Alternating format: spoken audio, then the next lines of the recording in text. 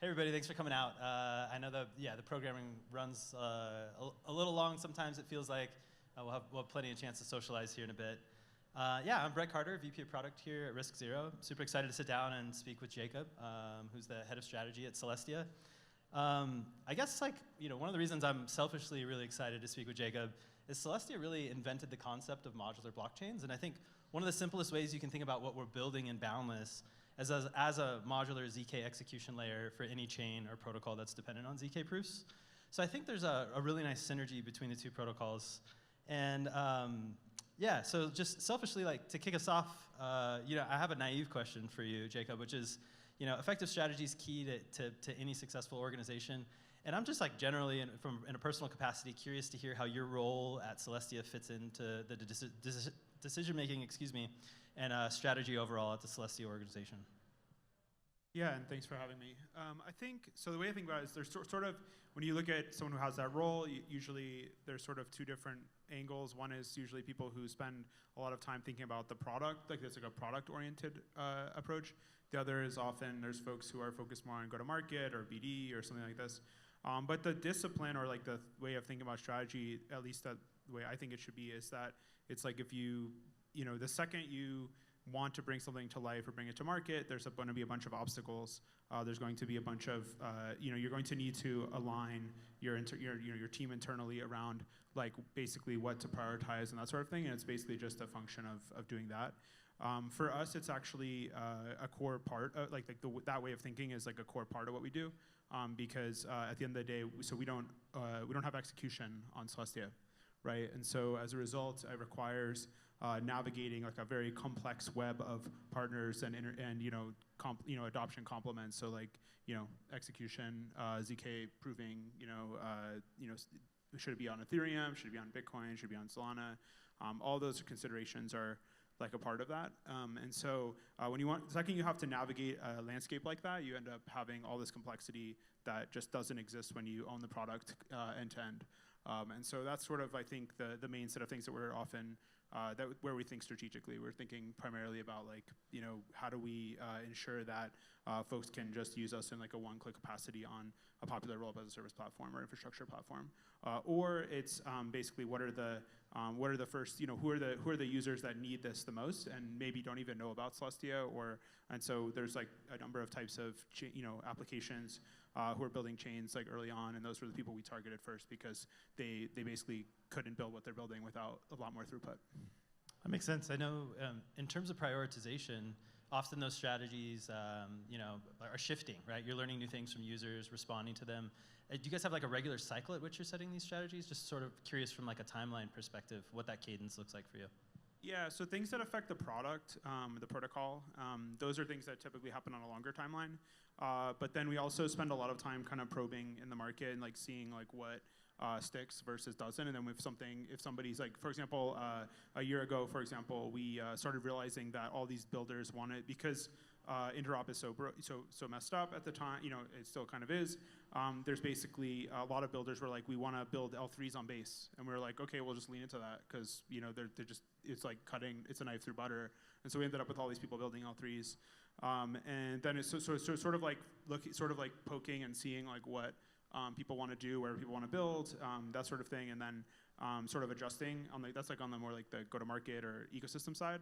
On the product side, a lot of Celestia is going through a big evolution. So it started as basically a DA layer, but we're sort of transitioning more and more towards it being a cohesive ecosystem through the work we're doing with ZK accounts and lazy bridging, which you can read about. But basically, it enables us to basically sort of, a lot of people think of it as unification. We're less interested in this sort of angle of unification of many chains or whatever, but rather about unlocking sort of what we call one-touch UX. So everything you do on chain should be one interaction.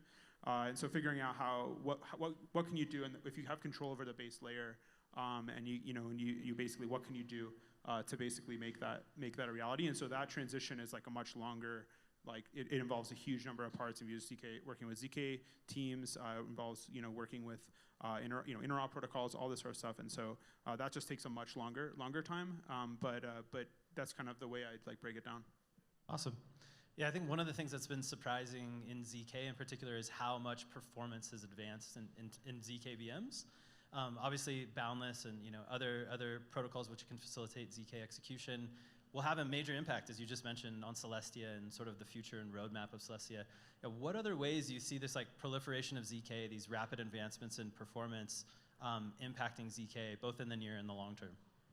Yeah, I think the biggest impact of ZK is that I actually don't think that a many chain, I don't think that we can live in a world of many chains without it, because basically you either end up with kind of people trying to build these very rigid clusters, like the Optimism superchain, which I personally don't think makes a lot of sense.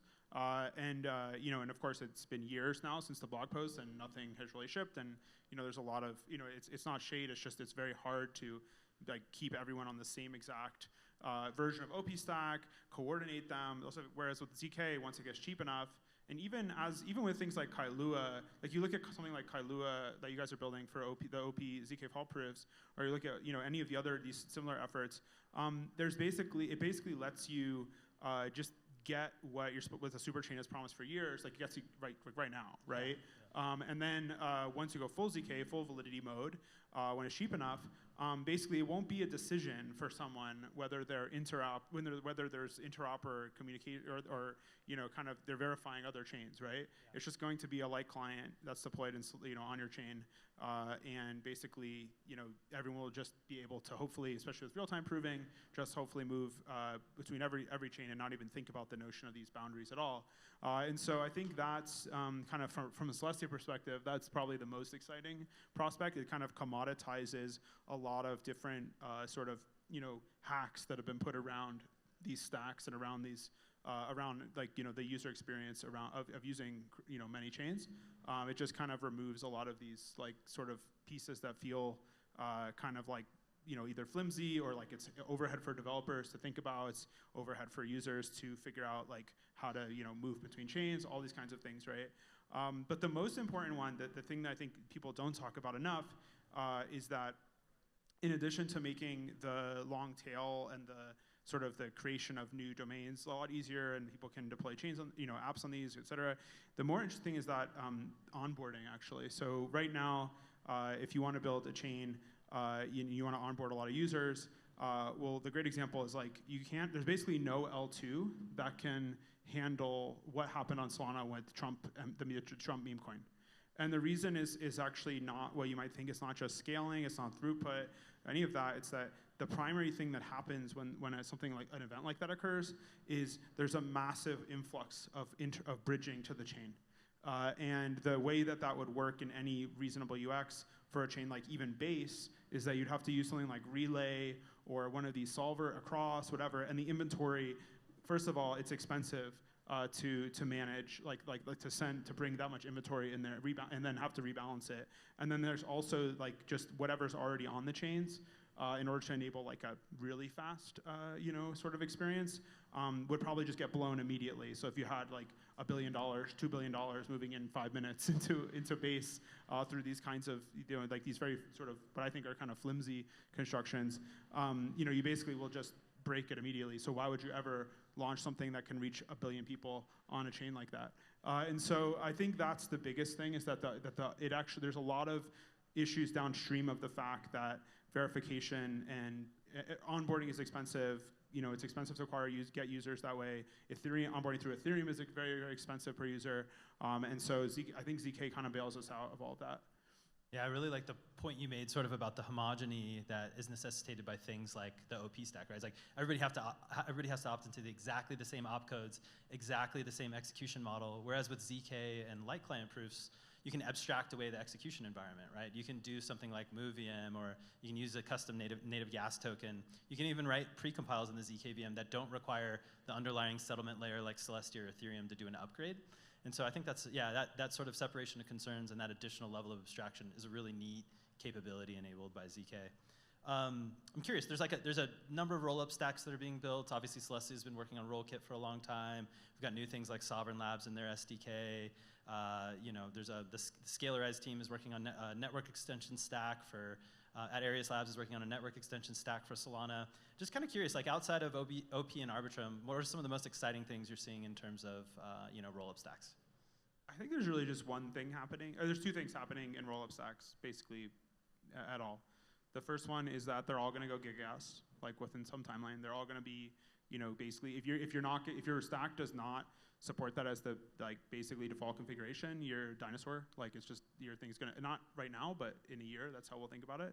I think the second is that that basically, everything will probably go ZK fault proof and then ZK full validity mode, or and I think that shift is actually a slowly than all at once thing, because we actually we work with folks like you guys and others, and we see the level of readiness, and it's like very on the cusp.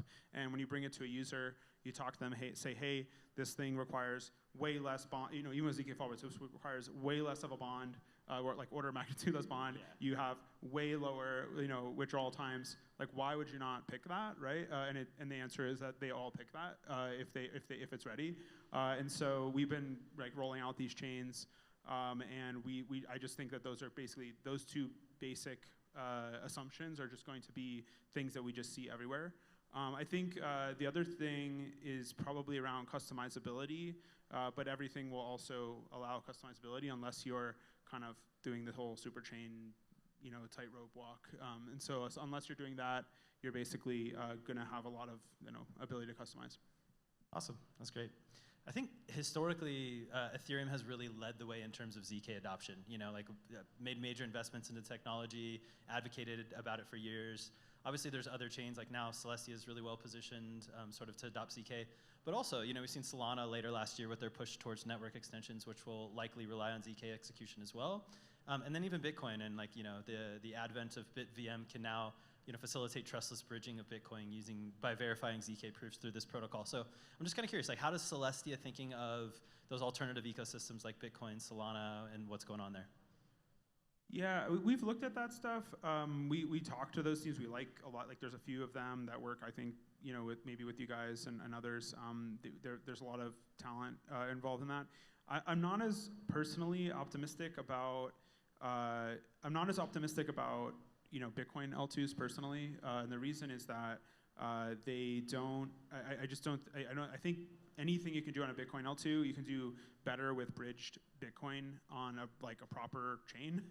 And then the argument's often like, well, maybe you want to use Bitcoin for DA and it's so pure and all this kind of stuff. And it's just like I'm sure that someone will do that, but it's sort of like when Scroll was started, and sort of like people are like, we're gonna build this EVM equivalent circuit. It's gonna take years, and then eventually it comes out and it's sort of like not as performant as ideal as optimistic chains, right? And so it just doesn't really strike me as something that personally is very exciting, but there's some very high quality teams like working on this, and eventually I think there will be something interesting. But I think that the bridging aspect from bridging higher quality bridges from Bitcoin, including with ZK-like clients, that is personally very exciting to me. And I think that's actually something that we'll probably see in the next 1 to 2 years. I've already met a couple of these teams doing cool things there. Then on the Solana side, I think the more interesting thing about the network extension story is that it doesn't really matter how much work you do to scale the base layer of an L1. The most ambitious people will just always want to have will want to verticalize. It just doesn't matter what you do. And this is true of even the most popular applications on Solana, and not just in terms of building network extensions, but also in terms of verticalizing their application within Solana. So yesterday or the day before, it turned out, it was announced that Pump.Fun was going to, stop using Radium, right, as their, for liquidity. And, of course, everyone was like, oh my gosh, that's crazy. It's like, well, it's the same exact thing as, Jupiter saying, we're actually going to build our own, JupeNet, and we're going to have a network extension or an L1, whatever they're actually doing, that basically allows them to just kind of control the whole stack. And that's just an inevitability. There's just nothing you can try to prevent teams from doing that, you're just never going to be successful. The most ambitious people, no chain can really contain or own them. I mean, I thought for a long time, for example, that Uniswap was the one thing, Spot was the one, and lending were the two things that would never become their own chains. And now you have Unichain that's literally on mainnet, and you also have Aave like announced they're looking at doing a chain. So it's like there's really nothing that's safe. There will be no survivors of the most ambitious teams, most ambitious builders. It's funny, that reminds me like Steve Blank, who's like sort of an old school thought leader in the Bay Area around innovation and startups, has this concept of bundling and unbundling, and that you're sort of always cycling through this, this series or stages where you bundle sort of all these services, companies go vertical, and then they sort of get complacent on one of those given areas, and then there's sort of this next evolution where the next wave of startups sort of unbundle those services. So definitely see how bundling is happening right now. So I actually think it's slightly different than that. Yeah. I don't think it's a very different, I think it's more starts with the application and who owns the front end. So if you own the front end, it really does not matter where your application gets executed. It's literally just about what allows you to get the most adoption and most users. And if that's the case, then there's just if you're not going to get any trade-off from moving to your own chain, but you do get the benefit of having a better product, and then and for whatever reason that's appealing to you, or like people like Athena are a good example. They built this extremely successful DeFi protocol, right? And the $6 billion TVL stablecoin, and now they're building a chain with like lots of other stuff on it, right? And it's sort of like, and they're even building a DEX ethereal where they're gonna like internalize the core aspect of their product, which is the basis trade, right? That enables it. And so it's like it's sort of different, I think, even than the bundling unbundling question. It's actually more about the fact that it's never been easier to basically own your own distribution and still have to seek your own distribution and still be successful. And like I think that's actually like the thing that's I think a lot of people are underestimating even still. That makes sense. More about the evolution, the natural evolution of products. I guess like just as a follow-up, sort of quick and simple question. Obviously, you guys are working on dramatically increasing the throughput in terms of DA with the Mammoth upgrade, et cetera. Just kind of personally, like what's exciting about that to you? Is there a particular use case, or sort of what gets you excited about that future where DA is so much more abundant than it is today? Yeah, I mean, I think that the thing that was interesting is that before we went to mainnet, we talked to a lot of teams that now even have successful or hyped L1s. And we asked them like, hey, how much like DA throughput do you need? Like, what would you need if you were to be an L1 or an L2 rather, or a roll up? Like, what would you need? And the answer was almost always in the order of about 5 to 10 megabytes per second. We're at about 1.33 megabytes per second, like as of right now, but we're about to scale that by orders of magnitude this year and next year. And so I think we're about to hit the point where the most high performance things that you can build in crypto will be on things like Celestia, rather than requiring to verticalize at the chain, like at the sort of the like needing to where people are like, oh, I'd rather have my own consensus and like satisfy provide DA myself, etc. I think there's going to be a big that's like the number one shift at the infrastructure layer. But the other one is that in terms of actual use cases is that we actually have a great example is you look at some of the most popular L2s on Ethereum, or you look at some of the things that are coming out that have gotten traction so far, and most of them kind of just look like basically, like especially with the L2s, they look like kind of just copies of the L1 with induced on-chain demand. People they have AMMs, they have all the things you have on L1, but there's more users, more scale, whatever. I think the thing that hasn't happened yet, where what we're very excited about, and some of the teams we've talked to, is actually the world where people are not just building things that you could do on ETH-L1, but at much bigger scale. It's actually like, what are the actually net new things?